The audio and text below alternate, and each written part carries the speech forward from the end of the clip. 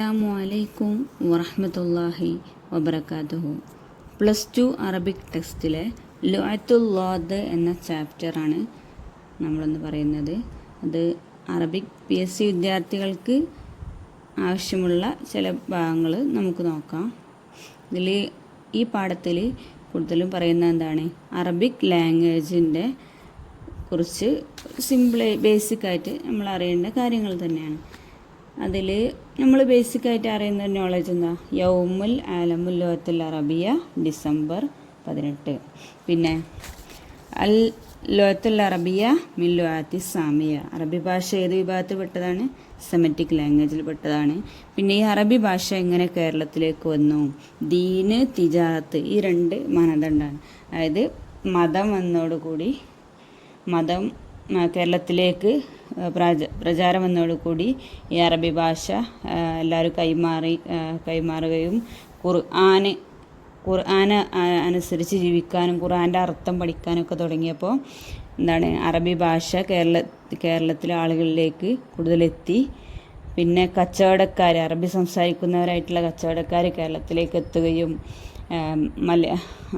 ഇവിടെയുള്ളവരോടും ആശയവിനിമയം നടത്തുകയും അങ്ങനെ അറബി ഭാഷ വ്യാപനത്തിനുള്ള ഒരു സാഹചര്യം ഉണ്ടായി. അങ്ങനെ ഈ ദീന് വന്നതോടുകൂടി തന്നെ എന്തുണ്ടായി, ഒരുപാട് പള്ളി ദർസുൽ മസ്ജിദുകൾ വന്നു, ഖുർആൻ ക്ലാസ്സുകൾ തുടങ്ങി.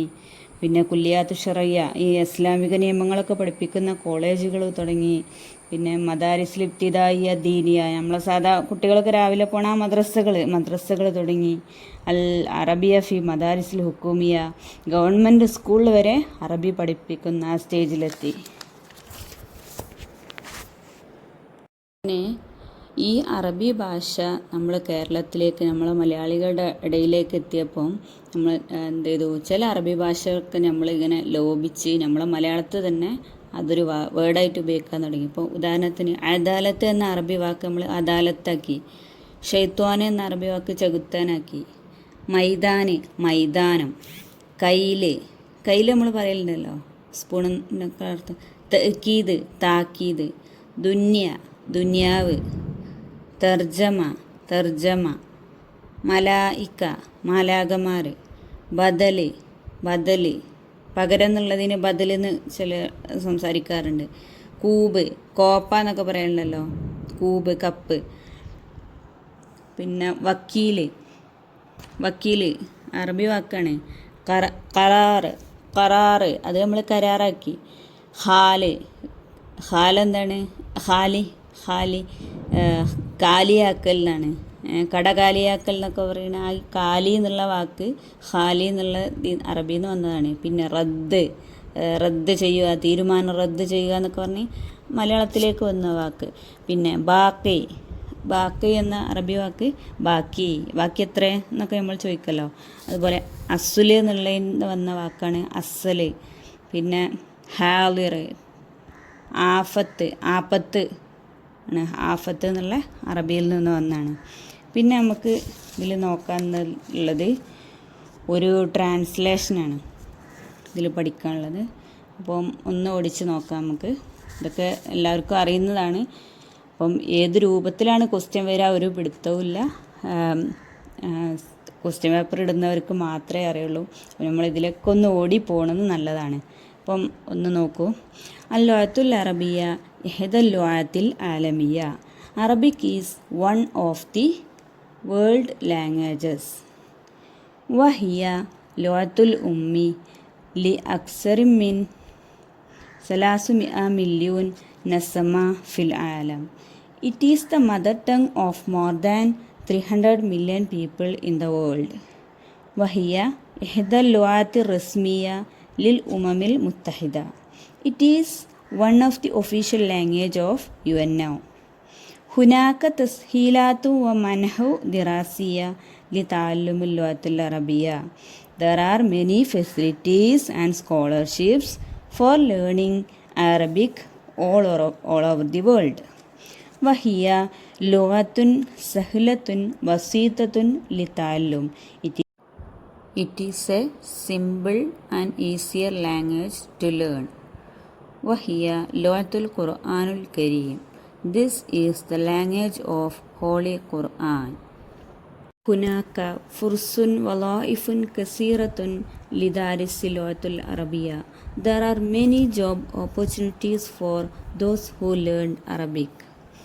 ഇനി നമുക്ക് പറയാനുള്ളത് 3 ലാംഗ്വേജ്, ഉറുദു, ഉറുദിയ, കുർദിയ, ഫാരിസിയ. ഈ 3 ലാംഗ്വേജിൻ്റെ പ്രത്യേകത എന്താണ്? അറബിക് ഹർഫുകൾ ഉപയോഗിച്ചിട്ടാണ് എഴുതുക. പക്ഷെ അത് അറബിക് ഭാഷയല്ല, മറ്റൊരു ഭാഷയാണ്. അത് ഉറുദു ഭാഷ, കുർദിഷ് ഭാഷ, പേർഷ്യൻ ഭാഷ. ഉറുദിയ, കുർദിയ, ഫാരിസിയ ഈ 3 ഭാഷയും എഴുതുന്നത് അറബിക് ഹർഫുകൾ കൊണ്ടാണ്.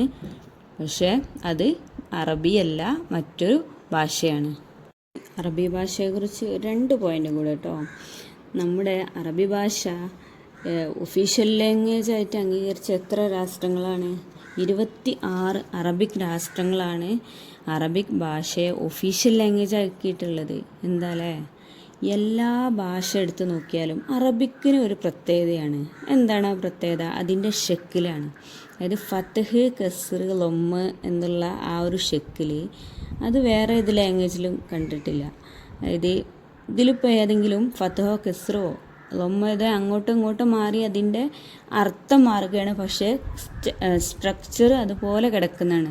ഇപ്പോൾ ഇൽമ് എന്ന് എഴുതിയാലും അലിമ എന്ന് എഴുതിയാലും അലമ് എന്ന് എഴുതിയാലും 3 അർത്ഥമാണ്.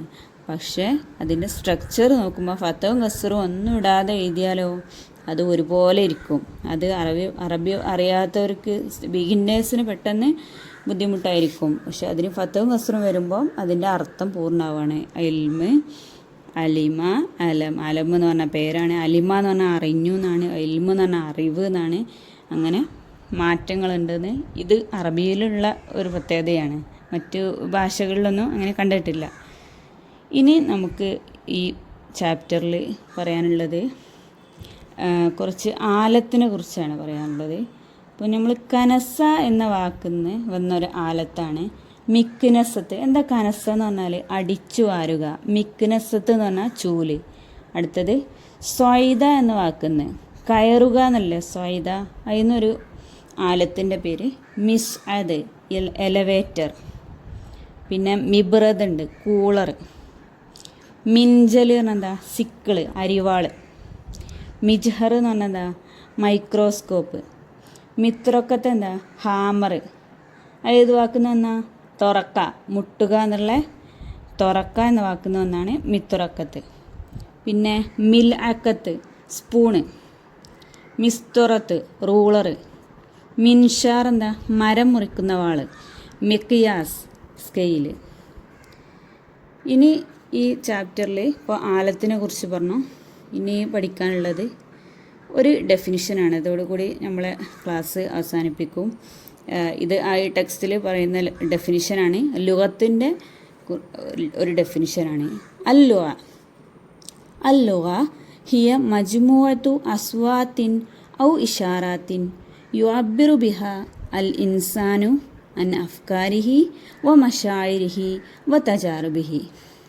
അസ്വാത്ത് എന്ന് പറഞ്ഞാൽ ശബ്ദങ്ങൾ, ഇഷാറാത്ത് എന്ന് പറഞ്ഞാൽ ആംഗ്യങ്ങൾ, യുഅബ്ബിറു എന്ന് പറഞ്ഞാൽ എക്സ്പ്രസ് ചെയ്യുന്നു എന്നാണ്, അഫ്കാരി എന്ന് പറഞ്ഞാൽ ചിന്തകൾ, മഷായിർ ഫീലിങ്സ്, തജാറുബ് എക്സ്പീരിയൻസ്. എന്താ പറഞ്ഞത് ഡെഫിനിഷൻ? മനസ്സിലായോ? ഭാഷ എന്ന് പറഞ്ഞാൽ എന്താണ്? ഒരു വ്യക്തി തൻ്റെ എക്സ്പീരിയൻസും ഫീലിങ്സും ചിന്തകളും എല്ലാം എക്സ്പ്രസ് ചെയ്യാൻ വേണ്ടി ഉപയോഗിക്കുന്ന ശബ്ദങ്ങളുടെ അല്ലെങ്കിൽ ആംഗ്യങ്ങളുടെ ഒരു ഗ്രൂപ്പ്, അതിനെയാണ് ലോത്ത് എന്ന് പറയുന്നത്. അപ്പോൾ എന്താണ് ലോത്ത്? ഹിയ മജ്മുഅത്തു അസ്വാത്തിൻ ഔ ഇഷാറാത്തിൻ യുഅബ്ബിറു ബിഹാ അൽ ഇൻസാൻ അൻ അഫ്കാരിഹി വ മശാഇരിഹി വ തജാറുബിഹി. അപ്പം ഇത്രയുമാണ് ഇന്നത്തെ ക്ലാസ്. വളരെ എളുപ്പമായൊരു ചാപ്റ്ററാണ്. ഒരു മാർക്കും ഇതിൽ നിന്ന് വന്നാൽ മിസ്സാക്കരുത്. നമ്മൾ പഠിച്ച ഭാഗം എക്സാമിന് വരട്ടെ എന്ന പ്രാർത്ഥനയോടെ അസ്സലാമു അലൈക്കും വറഹ്മത്തുള്ളാഹി വബറകാതുഹു.